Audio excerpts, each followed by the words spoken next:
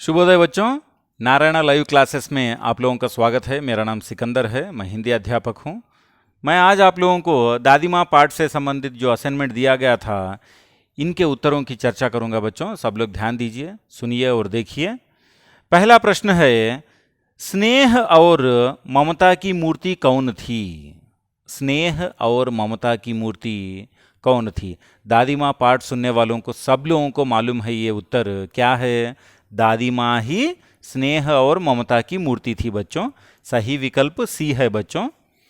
दूसरा प्रश्न है, किसकी मृत्यु के बाद दादी माँ बहुत उदास रहती? तो किसकी मृत्यु हुई थी? दादाजी की मृत्यु हुई थी, इसीलिए दादी माँ बहुत उदास रहती थी। सही विकल्प क्या है? ए।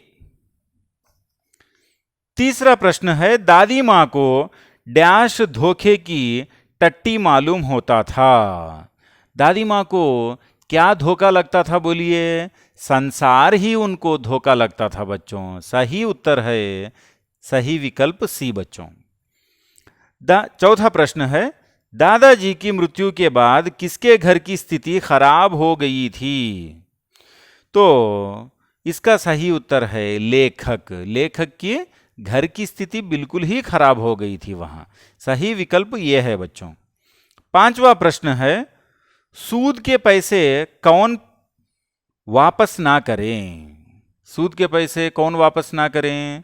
सही उत्तर क्या है? रामी की चाची। सूद के पैसे वापस करने की जरूरत नहीं पड़ी, क्योंकि दादी माँ उनको क्षमा कर देती। बी है इसका सही विकल्प बच्चों। छठा प्रश्न है, किसकी शादी ठीक हुई? किसकी शादी ठीक हुई थी? किशन की शादी ठीक हुई थी। इसका सही विकल्प सी है बच्चों। सातवां प्रश्न है, शुभ विलोम शब्द पहचानिए। शुभ का विलोम क्या है? अशुभ। इसका सही विकल्प क्या है? बी बच्चों। आठवां प्रश्न है, वे मुझे खींचती हुई रसोई में ले गई, कारक पहचानिए। तो इसमें कारक क्या है? में है बच्चों। सही विकल्प सी। 9, अपने अपने मौसम की अपनी अपनी बातें होती हैं। रेखांकित शब्द कौन सा है? यहां रेखा अपने अपने के नीचे की गई है बच्चों। तो एक शब्द दो बार आता है तो उसे हम क्या कहते हैं? पुनरुक्ति शब्द कहते हैं। सही विकल्प यह है बच्चों।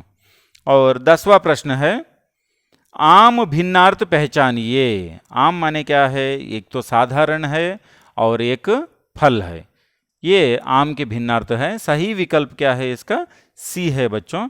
ये उत्तर आप लोगों को विश्वास है कि मुझे समझ में आए। धन्यवाद बच्चों।